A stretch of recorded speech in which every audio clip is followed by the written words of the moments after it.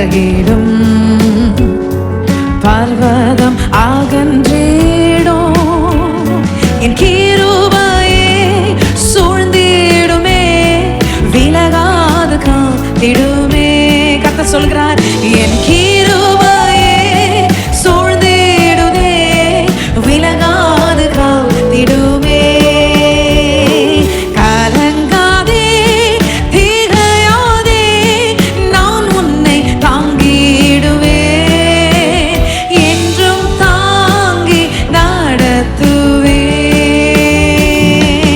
திகையாதே, கலங்காதே, நான் உன்னை தாங்கிடுவேன்,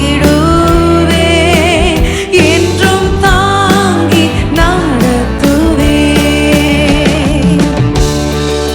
தாய் தந்தை மறந்தாலும் கைவிட்டாலும் அவர் உன்னை ஒரு நாளும் கைவிடாத தேவன் அவர். Oh, he loves you so much. Trust in him.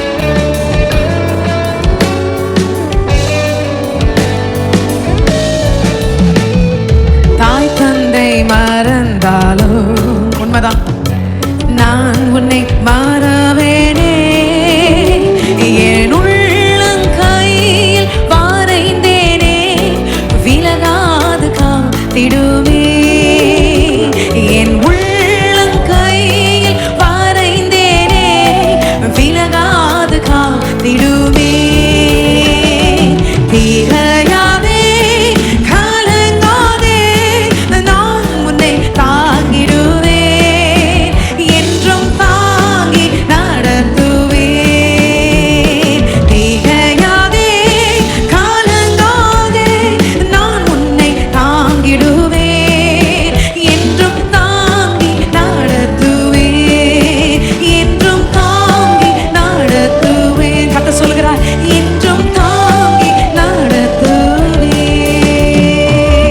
கரங்களை தட்டி நன்றி என்று சொல்லலாமா?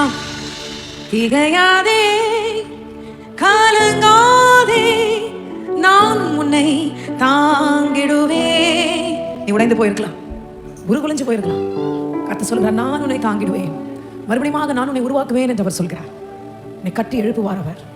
அவர் ஒருவரால் மாத்திரமே தான் முற்றிலுமாய் ஒரு புதிய பாத்திரமாக வணைந்து கொள்ள முடியும். He is a maker, he is a potter, we are just the clay. கரங்களை உயர்த்தி, ஆண்டவரே, நான் களிமண்ணை போல I yield myself to you. உம்மிடத்தில் நான் என்னை கொடுக்கிறேன் ஆண்டவரே, என்னை தருகிறேன், என்னை வணைந்து கொள்ளுங்க ஆண்டவரே என்று சொல்லுவோம். My Lord, இதுவரையிலும் என்னை நடத்தினீரே, உமக்கு நன்றி ஆண்டவரே. இதுவரையிலும் நாம் அழியாமல் உயிரோடு கூட ஜீவனோடு கூட இருக்கிறோம் என்றால் கர்த்தர் நம்மோடு கூட இருக்கிறார் என்றால் அர்த்தம். ஆமென், ஹல்லேலூயா.